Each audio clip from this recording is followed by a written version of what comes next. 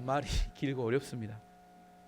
인본주의라는 말과 신본주의라는 말이 있습니다. 뭐 주의 이렇게 들어가면 일단 좀 머리가 아프고 어려워지는데 어렵진 않습니다. 인본주의는 인간을 중심으로 생각한다. 이게 인간 앞에 이 사람 인자입니다. 신본주의란 신을 중심으로 생각한다. 이런 이야기, 하나님을 중심으로 생각한다. 이런 이야기입니다. 인본주의는 영어로 휴머니즘 이렇게 이야기하면 자주 듣는 이야기입니다. 기독교는 신본주의일까요? 인본주의일까요? 신본주의일까요? 인본주의일까요?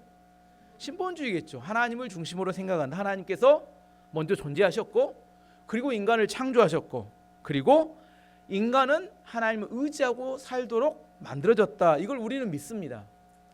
중세 유럽 1000년 동안 로마 카톨릭, 우리 말고 로마 카톨릭이 1000년을 다스리는 신본주의 사회를 만들었어요. 근데 문제는 로마의 바티칸의 교황과 그를 따르는 사제들이 부패하고 썩었습니다.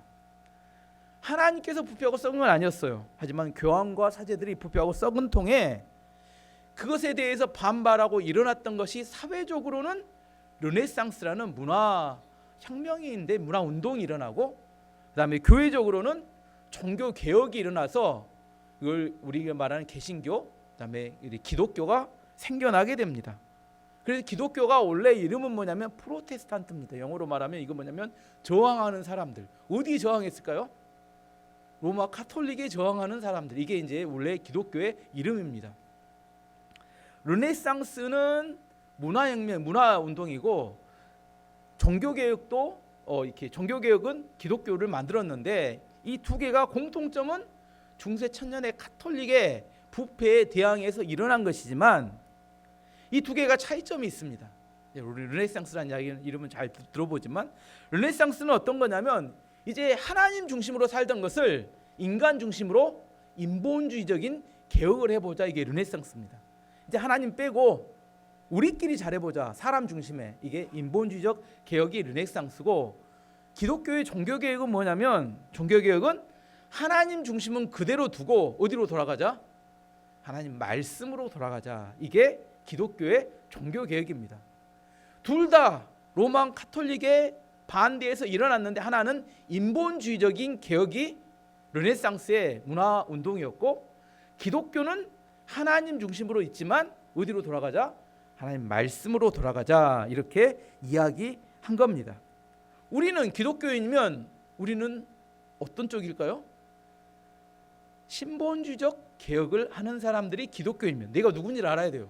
근데 내가 기독교인인데 인본주의를 이야기하는 사람들이 있어요. 인본주의가 뭐냐? 요즘 이 시대에 인본주의의 가장 유명한 구호는 뭐냐면 사람이 중요하다. 사람이.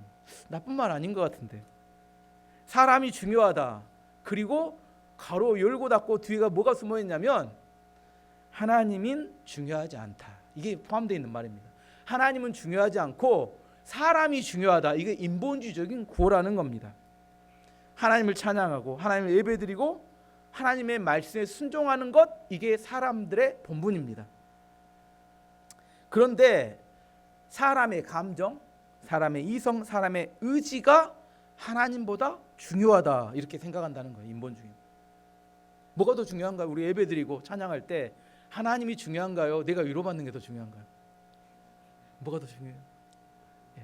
우리는 신본주의적 개혁이라면 우리는 하나님이 영광을 받으시는 게 훨씬 중요한 사람들이라는 거예요. 근데 많은 경우에 뭐가 중요해요? 오늘 목사님 말씀이 은혜로 왔어. 누가 은혜 받았다는 이야기예요? 지가. 하나님이 기뻐한다는 것은 관심이 없고 지금 하나님이 기뻐하는지 내 예배를 받고 그럼 별로 관심 없고 내가 은혜 받고 내가 찬양했더니 그때 마음이 뜨거워졌고 하나님은 관심이 없어요. 뭐가 관심이 많아요? 위로받는 나, 치유받는 나, 복받는 나. 이게 하나님보다 훨씬 중요하다면 교회 안에 뭐가 들어와 있는 거예요? 인본주의가 들어와 있다는 거예요. 인본주의는 사람의 감정, 사람의 이성, 사람의 의지가 하나님보다 훨씬 중요하다. 이렇게 생각하는 겁니다. 하나님께 예배 가운데 영광을 하나님이 받으시는 것, 그다음에 우리가 위로받는 것, 어느 게 중요할까 물어보면 대답하면 안 됩니다. 또 대답하시면 곤란해요. 둘 다 중요합니다. 둘 다 중요하죠. 나도 위로를 받고 하나님의 영광을 받으셔야 되지만 둘 중에 하나를 택해라 이렇게 물어보면 뭐예요? 하나님을 택하는 것 이렇게 말해야 지혜로운 겁니다. 둘 다 중요하면 우리도 은혜 받고 위로 받아야 되죠. 하지만 하나님께서 어떤 생각을 하고 계시는지, 하나님께서 지금 내 예배를 받고 계시는지, 내가 잘못된 예배를 드리고 있는지 이것이 더 중요하다. 이걸 아는 게 신본주의자 하나님이 중요하게 생각하는 사람입니다. 기독교가 타락하는 이유는 뭐냐면 교회 안에 인본주의적 교육, 인본주의적 심리학, 인본주의적 문화가 교회에 깊숙이 침투하게 될 때 교회는 타락하고 무너지게 됩니다. 인본주의를 다시 좀 쉽게 설명하면 사람의 감정, 사람의 이성, 사람의 의지를 강화시키는 쪽으로 나아가는 게 인본주의입니다. 하나님 예수님 우리 가운데 뭐라고 하셨을까요? 자기를 부인하고 자기 십자가를 지고 나를 따르라. 이게 신본주의입니다. 사람의 감정, 이성, 의지를 합쳐놓은 이야기가 자아입니다. 자기를 부인하고 이게 기독교고, 자기를 강화시키고 이건 인본주의입니다. 내가 생각하고 내가 느끼고 내가 원하는 것이 옳다고 가르치는 것. 근데 왜 내가 생각하고 내가 느끼고 내가 원하는 게 잘못됐을까요? 인간이 죄인이기 때문입니다. 고장난 축음기를 계속 틀어놓으면 좋은 소리가 날까요? 이상한 소리가 날까요? 이상한 소리가 나오죠. 사람이 죄인이에요. 죄로 부패했는데 부패한 내가 느끼고 생각하는 게 올바를 수가 없다는 거예요. 그렇기 때문에 우리는 어디로 돌아가야 돼요? 하나님 말씀으로 돌아가야 된다. 이게 하나님 백성이 살아가는 방법입니다. 근데 이 시대에 많은 곳에서 사람들은 내가 생각하는 것, 내가 느끼는 것, 내가 의지하고 내가 원하는 것이 옳다 이렇게 이야기하는 거에 좋아 보이지만 이게 틀리다는 거예요. 신본주의 특징은 하나님의 말씀에 순종하고 하나님을 의지하며 살아가도록 우리를 바꿔가는 겁니다. 이 이야기를 제가 한 게 아니라 하나님께서 출애굽한 이스라엘 백성들을 40년 동안 광야에서 훈련시키는 훈련의 목적에 대해서 분명히 말씀하십니다. 신명기 8장 2절 3절 말씀 보시면 내 하나님 여호와께서 이 40년 동안에 내게 광야의 길을 걷게 하신 것을 기억하라. 이는 너를 낮추시며 너를 시험하사 내 마음이 어떠한지 그 명령을 지키는지 지키지 않는지 알려 하심이라. 너를 낮추시며 너를 줄이게 하시며 또 너도 알지 못하며 내 조상들도 알지 못하던 만나를 내게 먹이신 것은 사람이 떡으로만 사는 것이 아니요 하나님의 입에서 나온 모든 말씀으로 사는 줄을 내가 알게 하려 하심이니라. 광야에 40년 동안 이스라엘 백성들을 훈련하셨던 이유, 교육의 목표가 뭐냐면 사람이 어떤 존재라는 거예요? 하나님 입에서 나온 모든 말씀으로 사는 존재라는 것을 알게 하기 위해서라는 겁니다. 하나님의 교육의 목표는 사람은 하나님 말씀으로 사는 존재라는 것을 깨닫게 하는 겁니다. 하나님께서 우리에게 하나님 믿고 난 다음에 여러 가지 과정과 고난을 거치게 왜 그랬을까요? 그냥 축복을 팍팍 부어주시면 좋을 것 같은데 왜 그래요? 우리가 하나님 말씀으로 사는 존재라는 것을 깨닫게 하시는 과정이었다는 겁니다. 기독교는 자기의 감정, 자기의 생각, 자기의 의지를 줄이거나 죽이고 하나님 말씀에 순종하는 것을 말합니다. 왜냐하면 이 우리 안에 있는 자에서 쏟아져 나오는 것은 뭐냐면 죄악들이기 때문입니다. 예수님께서 주변의 사람들에게 우리가 먹는 것이 더럽냐 몸에서 나가는 것이 더럽냐 이렇게 물어보셨어요. 뭐가 더 더러울까요? 먹는 게 더러운 건 나가는 게 나가는 게 더럽죠. 마가복음 7장 20절에 23절까지 말씀 보시면 또 이르시되 사람에게서 나오는 그것이 사람을 더럽게 하느니라. 속에서 곧 사람의 마음속에 나오는 것은 악한 생각 곧 음란과 도둑질과 살인과 간음과 탐욕과 악독과 속임과 음탕과 질투와 비방과 교만과 우매함이니 이 모든 악한 것들이 다 속에서 나와서 사람을 더럽게 하느니라. 사람 안에는 선한 것이 있을까요? 악한 것이 있을까요? 뭐가 있어요? 사람 오래 살아보면 오래 만나보면 사람 죄인이구나 이거 인정하게 됩니다. 사람 안에는 선한 게 있는 게 아니라 악한 것이 있습니다. 우리가 이 자아를 강화시킨다는 것은 이 악한 것들이 점점 강해진다는 것을 의미합니다. 왜냐하면 우리는 죄인이고 죄인의 자녀이고 죄의 뿌리 안에서 태어났기 때문입니다.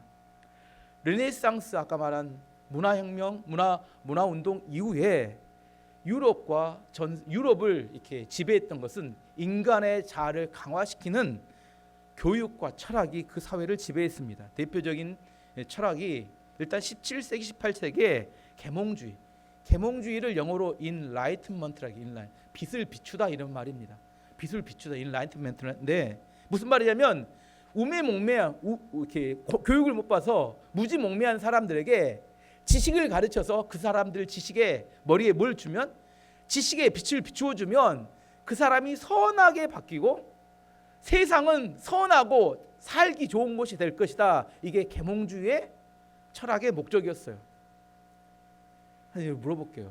공부를 많이 하면 더 할수록 사람이 선해진가요? 어떻게 생각하세요? 대학을 졸업하고 박사학위를 받고 그 다음에 계속 공부하면 사람이 선해지던가요? 저 공부 많이 해봤는데 선해지지 않습니다. 계몽주의는 지식을 통해서 사람을 계몽시키면 정말 사람이 선해질 거라고 생각하고 많은 학교를 짓고 초중고를 지으며 17세기 18세기에 그 사회에 많은 교육을 전파했는데 한계에 도달했습니다. 교육으로 사람이 바뀌지 않는구나. 그 다음에 나왔던 철학이 낭만주의입니다.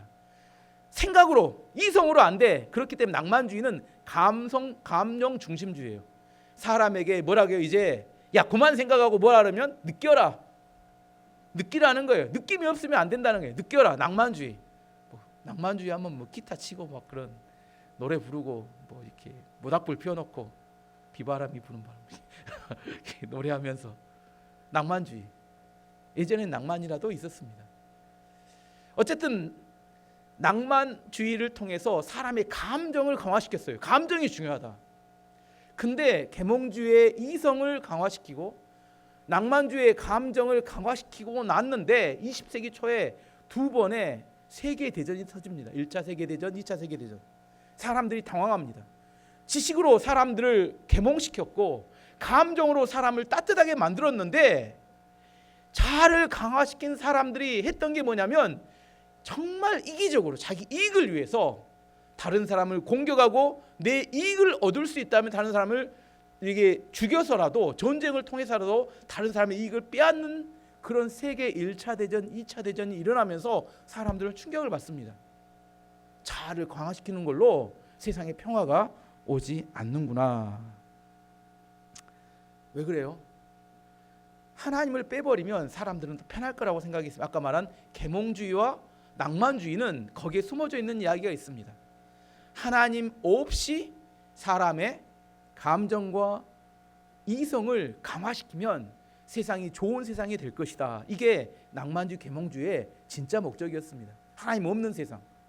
하나님 없이도 얼마든지 인간의 이성과 인정의 감정으로 세상이 행복해지고 따뜻해질 수 있다고 생각했어요. 하나님 없으면 뭐가 좋아요? 첫 번째, 예배를 안 드려도 돼요. 오늘처럼 수요일날 집에서 쉴 수가 있습니다. 하나님이 없으면 뭐 하지 않아도 돼요? 헌금을 안 해도 돼.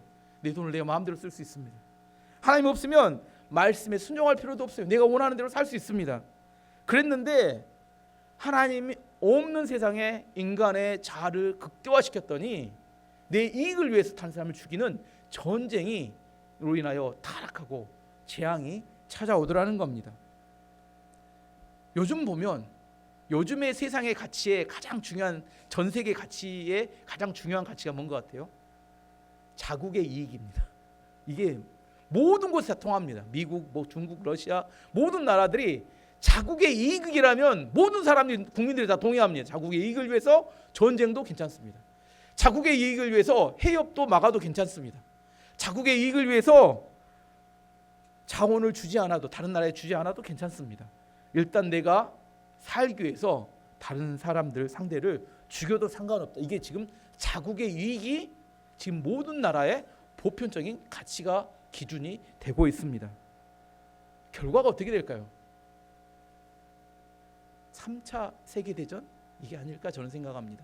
인간들이 하나님을 배제하고 자기 욕망과 이익을 추구하게 되면 아까 말했던 것처럼 1차 세계대전, 2차 세계대전이 그 결과였는데 지금도 그 흐름으로 가고 있는 것 같아요. 제 보기는 옥신각신하는데 다 뭘 추구해요? 자기의 이익을 추구하며 자기의 욕망을 따라 사람을 죽이는 것에 대해서 두려워하지 않습니다. 이제 여기까지 두 가지를 설명하고 본문으로 들어가 보도록 하겠습니다. 압살롬이 암논을 죽이고 도망갔어요. 외갓집으로. 그리고 3년이 지났습니다. 3년이 지나니까 다윗 왕이 누굴 보고 싶어요? 아들 압살롬을 이제 보고 싶어 합니다. 근데 데려오지 못합니다. 왜냐하면 살인죄에 대해서 뭔가 처리하지 않고 그냥 데려오면 왕으로서 체면이 서지 않기 때문에 뭔만 해요? 마음속으로 가슴 아리만 합니다. 보고 싶은데 말은 못합니다. 그런데 이 다윗 왕의 마음을 누가 눈치챘어요?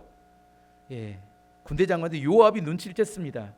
왕이 압살롬을 보고 싶어하지만 차마 말은 하지 못하는구나. 그래서 요압 장군이 다윗 왕의 그 아들을 그리워하는 마음을 위로해주기 위해서, 해결해주기 위해서 두고아에 있는 한 여자를 찾아갑니다. 그 여자는 성경에 지롭다고 있는 제 보기는 연기력이 매우 뛰어난 여자 이렇게 생각됩니다. 요압은 그 여자에게 다윗 왕을 설득해 달라고 요청합니다. 1절 2절 말씀 보시면 다윗 왕이 압살롬을 매우 그리워하고 있다는 것을 스루야의 아들 요압이 알게 되었습니다. 그래서 요압은 사람들을 두고아로 보내어 어떤 지혜로운 여자를 데리고 오게 했습니다. 요압이 그 여자에게 말했습니다. 어떤 사람을 위해 매우 슬퍼하는 척하시오. 슬픔을 나타내는 옷을 입으시오. 몸에 기름을 바르지 마시오. 어떤 죽은 사람을 위해 오랫동안 슬피운 사람처럼 행동하시오. 이제 연기를 위해서 옷을 이렇게 입히는 겁니다. 오랫동안 슬퍼한 척하고, 그다음에 이렇게 바르지도 말고 기름도 바르지 말고 슬픈 여자처럼 행동하라는 겁니다. 그리고 나서 이렇게 말하라고 말할 이야기를 알려줍니다. 6절 7절 말씀 보시면 저에게는 두 아들이 있습니다. 제 아들들은 들에서 싸우고 있었는데 거기에는 아무도 말려줄 사람이 없어서 그만 한 아들이 다른 아들을 죽이고 말았습니다. 그런데 지금은 온 집안 사람들이 저를 욕하면서 이렇게 말하고 있습니다. 자기 형제를 죽인 그 아들놈을 내어놓아라. 우리가 그를 죽여 제 형제를 죽인 죄를 갚겠다. 그리고 그 집안의 상속자를 끊겠다. 제 아들은 마지막 불시와도 같은 아들입니다. 이제 저에게 남은 것이라곤 그 아들뿐입니다. 만약 저들이 제 아들을 죽이면 제 남편의 이름과 재산도 이 땅에서 사라져버리고 말 것입니다. 두 아들이 있었는데 두 아들이 싸웠어요. 한 아들이 다른 아들을 죽였습니다. 남편도 이미 죽었습니다. 근데 집안 사람들, 친척들이 살인죄를 이렇게 해결하겠다고 그 아들을 내놓으라고 합니다. 죽이겠다고. 이게 그 여자가 마지막 남은 이 아들이 죽으면 이제 더 이상 상속자도 없고 우리 집안은 대가 끊기는데 다윗 왕에 와서 이렇게 호소합니다. 제발 우리 아들을 살려주세요. 그 이야기를 들은 다윗 왕이 그 여자에게 집으로 돌아가라. 내가 이 일을 해결해 주겠다 이렇게 이야기합니다. 8절 말씀 보시면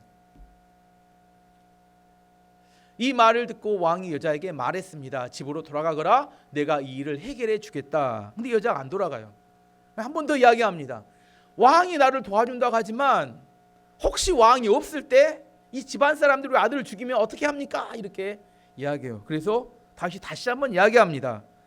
너를 요구하는 사람, 그 사람들 데려와라. 내가 괴롭히지 못하게 해주겠다. 9절 10절 말씀 보시면 두고아의 여자가 왕에게 말했습니다. 왕께서 저를 도와주신다고 하더라도 제 친척들은 저와 제 아들에게 죄가 있다고 할 것입니다. 그리고 왕과 왕의 자리와는 관계없는 일이라고 주장할 것입니다. 다윗 왕이 말했습니다. 널 요구하는 사람들을 불러오너라. 다시는 너를 괴롭히지 못하게 하겠다. 원래 원칙대로라면 살인한 사람은 죽여야 합니다. 다윗은 왕이었어요. 그래서 뭐가 있었냐면 사면권이 있었습니다. 왕이기 때문에 사면해 줄 수 있어요. 그래서 왕의 권위로 내가 네 아들을 사면해 줄 테니까 걱정하지 말라 이렇게 하지만 원래로는 법을 뛰어넘는 이야기였어요. 그 여자가 다윗 왕이 이렇게 이야기하자 다윗 왕에게 일침을 가합니다. 이것은 하나님의 백성으로 하지 못할 일인데 왕께서 제 아들을 용서하고 회복시켜 준다면 왜 왕은 압살롬을 용서하지 않고 압살롬을 돌아오는 것을 막고 계십니까? 하고 이야기합니다. 13절 14절 말씀 보시면 여자가 말했습니다. 왕께서는 어찌 이와 같은 일을 계획하셨습니까? 그런 일은 하나님의 백성이라면 하지 못할 일입니다. 왕께서 쫓아낸 압살롬 왕자를 돌아오지 못하게 하시는 것은 죄 있는 사람이 하는 일과 같은 것입니다. 우리는 언젠가 다 죽을 것입니다. 우리는 마치 땅에 쏟아진 물과도 같아서 누구도 그것을 다시 주워 담을 수 없습니다. 그러나 하나님께서는 생명을 빼앗지 않으십니다. 오히려 내쫓긴 사람이라도 다시 하나님께 돌아올 수 있는 길을 찾아주십니다. 이 여자가 하나님 말씀을 인용해요. 우리는 다 죄인입니다. 하나님께서 그러지만 우리의 생명을 빼앗지는 않으십니다. 하나님께서는 우리에게 다시 돌아올 길을 찾아주십니다.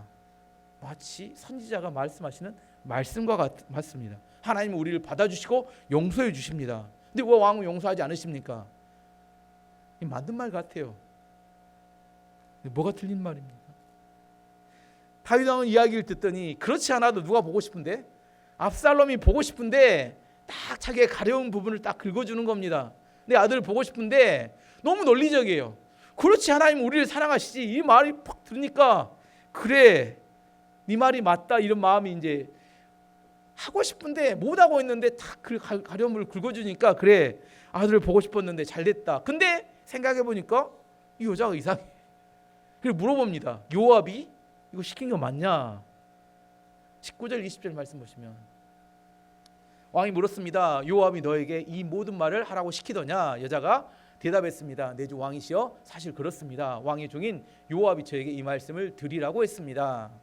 요압이 입을 꾸민 까닭은 왕의 마음을 돌이키기 위함입니다. 내 주여, 왕께서는 하나님의 천사처럼 지혜로우십니다. 왕께서는 땅에서 일어나는 모든 일을 알고 계십니다. 이 마음이 먼저 동한 다음에 누가 그 일을 시켰는지 이제 중요하지 않아요. 이미 다윗은 뭐가 마음을 뺏겨버렸어요? 아들을 돌아와야겠다, 이게 확신이 들었습니다. 거기에 마지막 쐐기를 누가 박아요? 이 여자가 쐐기를 박습니다. 뭐라고요? 왕은 천사처럼 지혜로우시고 세상에 모르는 일이 아무것도 없습니다. 칭찬은 누구도 춤추게 해요? 고래도 춤을 추게 한다는데 다윗 왕에게도 마음이 동해서 끌려가는데 마지막 또 귀에 너무 듣기 좋은 이렇게 칭찬과 그런 이렇게 격려의 쐐기를 박아버립니다. 그러니까 마음이 막 동하다가 딱 그 이야기를 듣더니 그래, 확신했어, 이제 결심했어. 아들을 데려오게 해야겠다. 여기까지의 스토리입니다. 여기서 이제 중요한 것은 과연 요압이 이 두고아의 여인을 이용해서 다윗의 마음을 아들을 돌아오기로 결심하게 한 것은 선한 일이었을까? 이게 오늘의 가장 중요한 묵상입니다. 이게 선한 일이었을까? 이 이야기와 아주 비슷한 이야기가 있습니다. 다윗이 밧세바를 범하고 남편 우리아를 죽이고 난 다음에 오랜 시간이 지난 후에 나단 선지자가 찾아와서 하나님의 말씀을 전합니다. 나단 선지자가 그 죄를 직접 지적하지 않고 뭐라고 이야기하냐면, 한 성에 부자와 가난한 사람이 있었습니다. 부자는 양도 소도 많았는데 가난한 사람은 자기 자식처럼 어린 양 한 마리를 키우고 있었습니다. 근데 부자에게 손님이 찾아오자 자기 양과 소를 잡기 싫어서 이 가난한 자, 사랑하는 자식 같은 어린 양을 잡아서 대접했습니다. 왕이 어떻게 할까요? 이렇게 말하지도 않았는데 왕이 그놈을 죽여야 된다, 이렇게 이야기했어요. 그래서 나단 선지자 뭐라고 해요? 당신이 바로 그 사람입니다, 이렇게 이야기해요. 다윗은 자기인지 모르고 그 이야기를 막 듣다가 몰입돼서 그놈 죽여야 된다 했는데 자기라는 거예요. 근데 이 이야기를 누가 들었던 것 같아요? 요압이 들었던 것 같아요. 그래서 요압이 이 나단 선지자를 똑같이 흉내내서 드고와 여자를 보내서 왕의 이야기가 아닌 것처럼 막 이야기를 하다가 압살롬 이야기입니다 하고 또 이야기를 하는 겁니다. 아시겠죠? 근데 중요한 것은 나단 선지자의 이야기와 이 드고와 여자의 이야기에는 결정적인 차이점이 있습니다. 결과가 달라요. 나단 선지자는 누구의 말을 전했어요? 하나님의 말씀을 전했습니다. 근데 드고와 여자는 누구의 말을 전했습니까? 다윗 왕을 위로하고 싶고 다윗 왕이 그리워하는 그 마음을 이렇게 해결해 주기를 원하는 요압의 말을 전했습니다. 하나는 신본주의고 하나는 인본주의입니다. 사람의 감정을 강화시키는 것은 인본주의고, 하나님의 말씀을 전하는 것은 신본주의입니다. 나단 선지가 전했던 하나님의 말씀 때문에 다윗 왕은 철저히 회개하고 하나님과의 관계를 회복하고 하나님께 더 가까이 나아갑니다. 시편 32편이나 시편 51편을 보면 다윗이 얼마나 철저히 회개하고 그 하나님 앞에 나아가는지 나옵니다. 하지만 드고와 여인의 이게 권면을 통해서 다윗 왕이 압살롬을 돌아오게 한 이후에 결과가 너무 참혹하고 비참합니다. 돌아왔던 압살롬이 뭐래요? 사람들을 모아서 반란을 일으킵니다. 반란을 일으켜가지고 결국 이스라엘은 다윗 왕과 압살롬 사이에 내전이 일어나요. 전쟁이 일어납니다. 물론 다윗 왕에 이기지만 수없이 많은 사람이 전쟁에서 죽었습니다. 내전으로 많은 사람들이 이유 없이 죽게 된 이유가 뭐 때문에 원래 시작됐어요? 다윗 왕이 압살롬을 돌아오게 한 것도 그게 시작점이 되었습니다. 결과가 달라요. 아까 인본주의 이야기했죠. 계몽주의와 낭만주의를 통해서 결국 뭐가 왔어요? 이 땅 가운데 전쟁이 왔는데, 근데 이 드고와 여인의 권면을 통해서 다윗 왕이 그 아들을 돌아오게 한 이후에 그것도 또 전쟁으로 끝이 납니다. 뭐가 문제였을까요? 아들을 돌아오는 게 한 것이 문제가 아니라 뭐가 없어요? 회개가 없었습니다. 하나님의 말씀을 우리로 하여금 회개케 합니다. 우리로 하여금 우리 자신의 죄를 발견하게 합니다. 왜 그래요? 사람 죄인이나 아까 이야기했잖아요. 사람 속에 나오는 게 뭐예요? 다 시커먼 죄만 있다니까요. 겉으로 그럴싸하게 보일지라도 내면은 인간은 죄인입니다. 인간이 죄 때문에 징계를 받고 우리가 타락하게 돼요. 그 죄인인 인간이 하나님께 돌아가고 하나님과 관계를 회복하고 하나님께 나아갈 수 있는 것은 회개를 통해서 나아갈 수 있게 됩니다. 근데 압살롬은 뭐 하지 않았어요? 회개 과정이 없이 그냥 돌아오기만 했더니 죄가 점점점 성장하고 자라게 되더라는 겁니다. 인본주의란 자기 죄에 대한 회개가 없는 회복을 주장하는 겁니다. 회개가 없는데 회복되기만을 원하는 것, 이것을 인본주의라고 합니다. 잘 될 거야, 성공할 거야, 시온의 대로가 열릴 거야. 이게 하나님의 말씀이 아니라 이건 사람들의 그 마음을 따뜻하게 해주고 그 마음속에 뭔가 위로를 해주기를 원하는 사람들의 소리라는 겁니다. 그래서 인본주의는 사람의 감정과 사람의 이상에 너무 잘 맞아요. 우리가 생각하면 너무 그 이야기를 들으면 기분이 좋아지면, 아까 두고와 여자가 다윗 왕에게 뭐라고 해요? 하나님, 다윗 왕은 천사처럼 지혜롭고 세상에 모르는 일이 없습니다. 다 들으면 마음이 은혜가 돼. 여러분도 팍팍하시면 그 이야기를 여러분의 이름을 놓고 한번 집에서 여러분 묵상해 보세요. 마음이 위로가 되면 따뜻해져요. 하지만 그 이후에는 더 큰 문제가 발생합니다. 만약 십자가 없이도 우리 죄가 용서받음을 받을 수 있었다면 예수님께서 십자가에서 죽으시지 않으셨을 겁니다. 하지만 십자가가 없는 영광은 없습니다. 우리의 죄 회개 없이 회복은 없습니다. 하나 더 이야기하자면 인본주의의 가장 큰 문제점은 인본주의는 사람을 자기 한계에서 벗어나게 할 수 없다는 겁니다. 어린아이가 자기 생각과 자기 감정을 따라 살기를 원한다고 합니다. 어린아이가 자기 감정과 생각대로 산다는 건 뭐 의미할까? 놀고 싶을 때 놀고, 자고 싶을 때 자고, 먹고 싶을 때 먹고, 학교 공부 안 하고 싶으면 안 하고. 여러분 자녀들이 이렇게 산다면 어떻게 될까요? 성장이 가능할까요? 인본주의로는 성장이 불가능해요. 그의 감정과 그의 판단과 그의 생각을 어린아이들에게 그대로 다 인정해주고 그것이 맞다고 한다면 그 아이들은 더 이상 성장하지 못하고 자기 한계에 갇히게 될 겁니다. 선생님과 부모들은 그 부모들과 선생님이 지도를 통하여 그 아이들이 한계를 뛰어넘도록 하여서 성장하게 도와줍니다. 맞죠? 그래서 부모님들이 잔소리하고 부모님들이 이걸 뛰어넘고 자고 싶어 해도 자지 말고 그다음에 뭐 이렇게 제한하고 그 다음에 일을 하도록 만드는 것, 그것은 왜요? 아이가 성장하기를 바라기 때문입니다. 어린아이가 나는 다 이해가 될 때까지는 하지 않을 거예요. 나는 내가 하고 싶은 마음이 들 때까지, 느껴질 때까지는 하지 않을 거예요. 그러면 그 한계 속에 살아가겠다는 이야기하고 똑같습니다. 인본주의의 가장 큰 문제는 그 한계를 뛰어넘지 못하고 그 한계 가운데 살아간다는 겁니다. 하지만 신본주의는 우리의 이성과 감정에 맞지 않더라도 하나님 말씀이면 순종하는 것을 의미합니다. 우리는 신본주의를 믿는 성도들입니다.